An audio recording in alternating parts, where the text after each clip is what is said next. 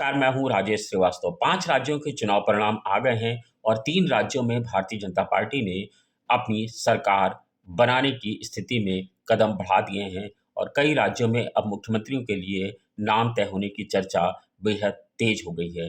तेलंगाना में कांग्रेस की सरकार बनी है, बीआरएस को हटा करके वहाँ पर जनता ने कांग्रेस को मौका दिया है, जबकि मिजोरम में जेडएफएम को सरकार बनाने का मौका मिला है। आज इन बातों की चर्चा करना बेहद ज़रूरी है कि आखिर कैसे इन 3 राज्यों में भारतीय जनता पार्टी ने सरकार बना ली है, क्योंकि कहा जा रहा था कि ये 5 राज्यों के जो चुनाव परिणाम होंगे, वो 2024 को इफ़ेक्ट करेंगे, क्योंकि अब कुछ ही दिन का समय शेष बचा है जब 2024 का चुनाव होना है। यानी कि कहें कि 2 या 3 महीने अधिक से अधिक जब क्यों तो इसका मतलब ये साफ है कि इन चुनाव परिणामों का असर उस पर ज़रूर पड़ेगा। लेकिन अगर आप पिछले चुनावों की बात करें, तो याद होगा आपको कांग्रेस इन्हीं राज्यों में चुनाव जीती थी, लेकिन उसके बाद लोकसभा के चुनाव में वो हार गई। तो यानी ये कहें कि अब कांग्रेस के पास कोई संजीवनी नहीं बची है, तो यह कहना बिल्कुल मुफीद नहीं होगा, क्योंकि विधानसभा के चुनाव अलग होते हैं और लोकसभा के चुनाव अलग होते हैं। और कांग्रेस लेकिन के सामने कई तरह के संदेश हैं और भारतीय जनता पार्टी के सामने इस चुनाव के क्या संदेश हैं, आज इस पर मैं आपसे चर्चा कर रहा हूं और अब इन चीज़ों को समझना बेहद ज़रूरी है। दरअसल मध्य प्रदेश, राजस्थान, छत्तीसगढ़ और तेलंगाना के विधानसभा चुनाव परिणाम से बिल्कुल साफ हो गया है कि देश की सियासत में प्रधानमंत्री नरेंद्र मोदी एक बड़ा चेहरा हैं।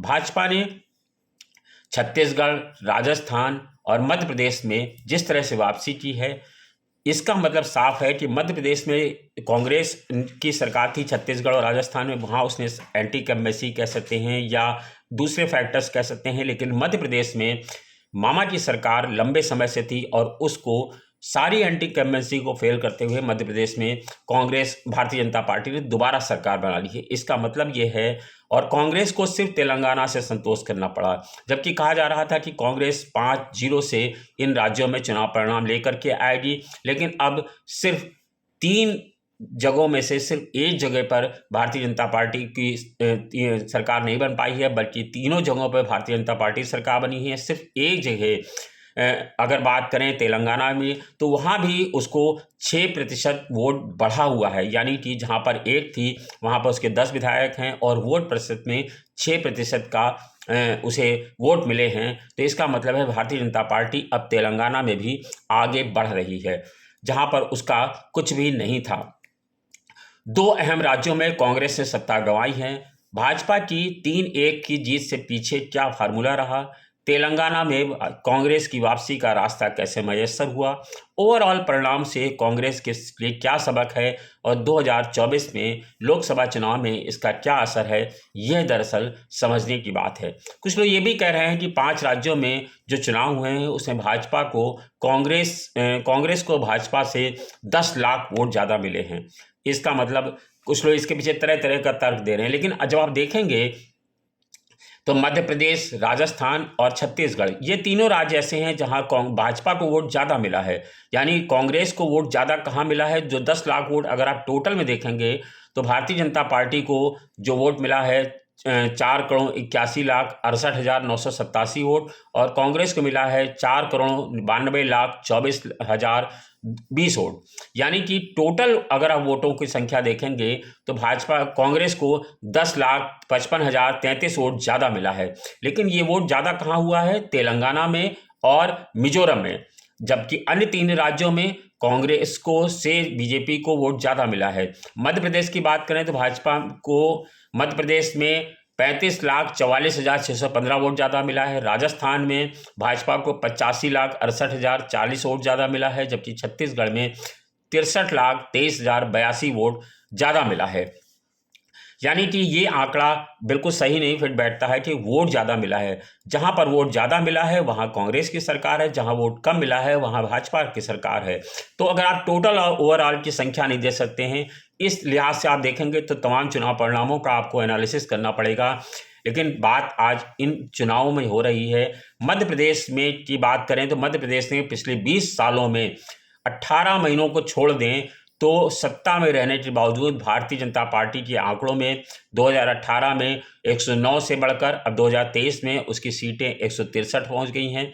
2018 में पार्टी का वोट शेयर में और 2023 में जो परिणाम है उसमें 7% का शेयर में ही इजाफा हुआ है। भाजपा को पिछली बार यहाँ पर मिले थे 48% वोट इस बार हासिल हुए हैं। राजस्थान में पार्टी ने 115 सीटें जीती हैं और वोट शेयर 2018 में 38.8% था, जो इस बार 41.69% हो गया है। अगर छत्तीसगढ़ की बात करें तो इसी तरह भारतीय जनता पार्टी ने 46.27% वोट हासिल किए और 2018 में की तुलना में ये 6.8% ज़्यादा है। यानी कि मध्य प्रदेश और छत्तीसगढ़ में भारतीय जनता पार्टी का वोट शेयर लगभग 7% बढ़ा हुआ है और राजस्थान में लगभग 3%। दूसरे राज्यों में कांग्रेस का वोट शेयर देखें तो कमोवेश स्थिर रहा है, यानी कि ज़्यादा नुकसान नहीं हुआ है, तो लाभ तो संभावना खत्म हो गई है। छत्तीसगढ़ में कांग्रेस का वोट शेयर 2018 में 43.4% था, तो घटकर 2023 में 42.2% 2-3% हो गया है। यानी कि जो तुलना करें आप इन चुनावों की तो आप देखेंगे कि क्या हो रहा है। तो आप पहले ये समझिए कि कांग्रेस के दरअसल इन चुनावों में क्या संदेश है। इन चुनाव में कांग्रेस की हार के कई बड़े कारण हैं, लेकिन सबसे बड़ी गलती कांग्रेस ने जो ये की है कि उसने नरेंद्र मोदी की सफलता से प्रभावित होकर के उसके चीज़ों को ठीक से एनालिसिस नहीं किया और मोदी की कॉपी करना उसने शुरू कर दिया। मोदी के प्लेबुक को कॉपी किया। मोदी के प्लेबुक को कॉपी करने की आप कोशिश तो कर रहे हैं, लेकिन जनता और कार्यकर्ता की राजनीति के बजाय सोशल मीडिया को इको चैम्बर में इसे फोकस रखकर अपनी बड़ी उपलब्धि समझना कांग्रेस के लिए ये बेहद घातक साबित हुआ है। कांग्रेस की रणनीति ये बड़ी नाकामी है। इसे एग्जामिन करने में कांग्रेस कितनी ईमानदार होगी यह आगे सामने आएगा, लेकिन कांग्रेस की हार का एक सबसे बड़ा पैमाने पर इंडिया गठबंधन पर असर पड़ेगा। आप देख सकते हैं 6 तारीख को यानी आज कांग्रेस के इंडिया गठबंधन की बैठक होनी थी, लेकिन अखिलेश यादव ने, ममता बनर्जी ने, नीतीश कुमार ने जिस तरह से आने से इससे कतराए और किसी ने बताया समय नहीं है, किसी ने बताया कि हम इसमें नहीं आ पाएंगे, तो उसके बाद इंडिया गठबंधन की आज की बैठक ही स्थगित हो गई है। यानी कि अब जो इंडिया गठबंधन के दल हैं उनको लग रहा था कि कांग्रेस अगर इन राज्यों में जीतेगी तो वो कांग्रेस के सामने झुकते, कांग्रेस के साथ साझा सरकार बनाने पर अमल करते, लेकिन उनको लग रहा है जब कांग्रेस का वजूद ही नहीं है और 3 राज्यों में कांग्रेस बुरी तरह हारी है तो इंडिया गठबंधन में वो अपने राज्यों में इस कांग्रेस को क्यों आगे बढ़ाएं। यानी कि कांग्रेस की इंडिया गठबंधन में जो स्थिति है वो बेहद कमजोर हो रही है। पूरे हिंदी हार्टलैंड की बात करें तो कांग्रेस पार्टी भारतीय जनता पार्टी से पिछड़ गई है। जहां भाजपा को नीचे लाने के लिए कांग्रेस का उभरना जरूरी था, वहां कांग्रेस नॉन परफॉर्मिंग रही है। जहां कांग्रेस परफॉर्म कर रही है वहां भाजपा मुकाबले में है ही नहीं। यानी कि साउथ जैसे तेलंगाना, जैसे कि मिजोरम और जैसे कि कर्नाटक, इन सब राज्य ऐसे हैं जहां भारतीय जनता पार्टी पहले से ही नहीं है, तो वहां पे एंटी कमेंसी का असर हुआ और तेलंगाना में कांग्रेस की सरकार बन गई। लेकिन इंडिया गठबंधन का जो वर्क इन प्रोग्रेस में था वो उसमें अब नई चुनौतियां आएंगी, ये बिल्कुल तय मान के चलिए। दूसरी तरफ अगर आप भारतीय जनता पार्टी को देखें तो इस चुनाव का संदेश बिल्कुल स्पष्ट है। 2024 के लिए भारतीय जनता पार्टी की ताकत और मजबूत हुई है, उसे रोकना अब बेहद मुश्किल होगा। और जो लोग लोकतंत्र में विश्वास रखते हैं उनकी बड़ी आशा थी कि कुछ राज्यों में कांग्रेस को भारतीय जनता पार्टी को कांग्रेस चुनौती दे, वहां कम से कम विपक्ष की सरकारें रहें, ऐसे में देश के सामने लोकतंत्र का बैलेंस बना रहता है। लेकिन ये लोकतंत्र के लिए आज बड़ी खबर है, आज बड़ी बुरी खबर है, क्योंकि जिस विपक्ष को परफॉर्म करना चाहिए वो दरअसल ऐसा नहीं कर पा रहा है। उसके पीछे कारण यही है कि आप जिससे लड़ रहे हैं आप उसी को प्लेबुक कॉपी कर रहे हैं, उसी की स्टाइल कॉपी कर रहे हैं, उसी की फ्रीबीज कॉपी कर रहे हैं। तो ऐसे में जनता आपको उनको हटा करके आपको नहीं मौका देना चाहती, वो ऐसा नहीं कर पा रहे हैं। इसके लिए आप पीएम मोदी को जिम्मेदार नहीं ठहरा सकते, उसके लिए कांग्रेस को खुद से आकलन करना पड़ेगा। विपक्ष का सिमटना दरअसल बेहद चिंता का विषय है। बुरी बात यह है कि विपक्ष लोकतंत्र के लिए कमजोर और फेल हो रहा है। भाजपा लगातार अपना गेम बढ़ाए जा रही है। चुनावों को जिस तरह से मीडिया कवर करता है, ओपिनियन पोल सामने आते हैं, उसमें ध्यान देने की बात यह है कि हर एनालिसिस को और नैरेटिव को भारतीय जनता पार्टी हर चुनाव में दरअसल बार बार गलत साबित करती है।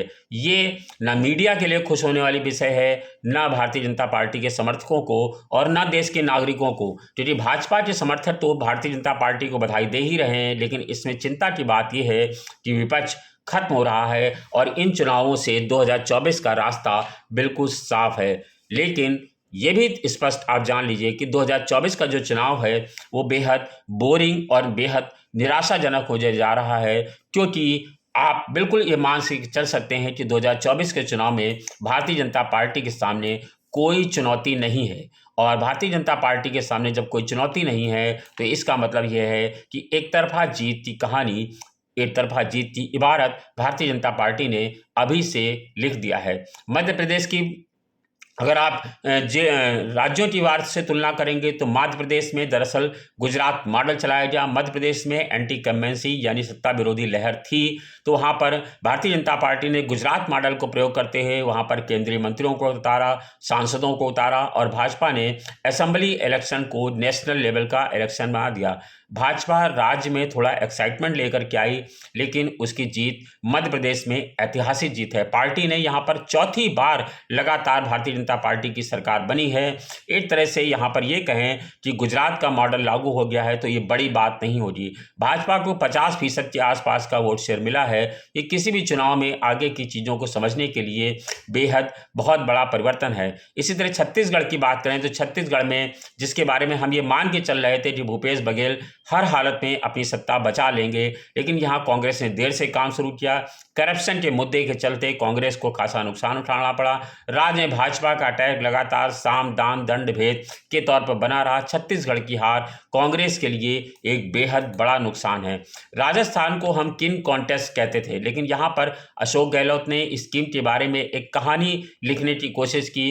कांग्रेस ने समझा कि लाभार्थी योजना जिस तरह से भारतीय जनता पार्टी उसका फायदा उठाती है, तो कांग्रेस ने अलग अलग राज्यों में लाभार्थी के नाम पर, फ्री बीज के नाम पर बड़ी बड़ी स्कीमें लाई। हालांकि कांग्रेस की फ्री बीज स्कीम किसी भी राज्य में नहीं चली। सिर्फ कर्नाटक की बात छोड़ दें तो ये हिंदी हार्टलैंड में कांग्रेस की गारंटी नहीं चली। आपको याद होगा उत्तर प्रदेश का चुनाव था जहां पर प्रियंका गांधी ने लड़की हूँ लड़ सकती जैसी योजना लाई, स्कूटी के लेकर के आई, पेंशन स्कीम लेकर तमाम सारी योजनाओं का ऐलान किया।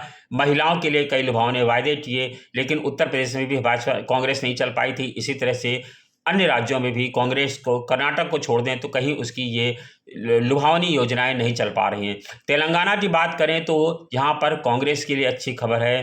कांग्रेस की जीत, दरअसल कांग्रेस की जीत से ज़्यादा ये जीत है बीआरएस की एंटी कैम्बेंसी। बीआरएस पर करप्शन का चार्ज लंबे समय से चल रहा था, जिसका चुनाव में असर था। लेकिन यह भी ध्यान देना होगा कि भाजपा के वोट यहाँ पर 6% बढ़े हैं। इसका मतलब ये है कि भारतीय जनता पार्टी लोकसभा चुनाव में यहाँ पर बड़ा गेम खेल सकती है। तो ये जो चुनाव परिणाम आए हैं वो दरअसल समझने की ज़रूरत है कि इन चुनाव परिणामों का क्या संदेश है।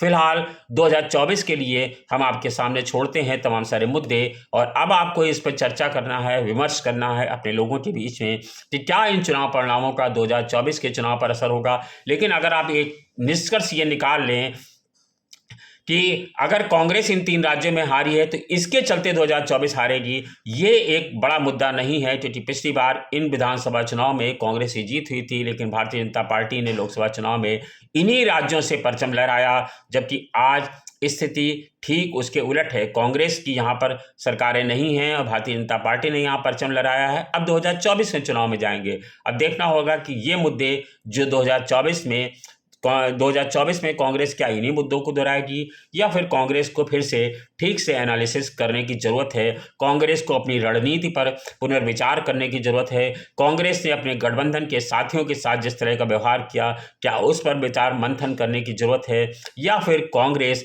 जिस तरह की रणनीति यानी मोदी को कॉपी कर रही है, क्या उसको बदलने की ज़रूरत है। क्या देश में अब एक ही एजेंडा चलेगा, या फिर 2024 में कांग्रेस भारतीय जनता पार्टी के लिए थोड़ी बहुत ही कहें तो चुनौती बन कर के उभर सकती है।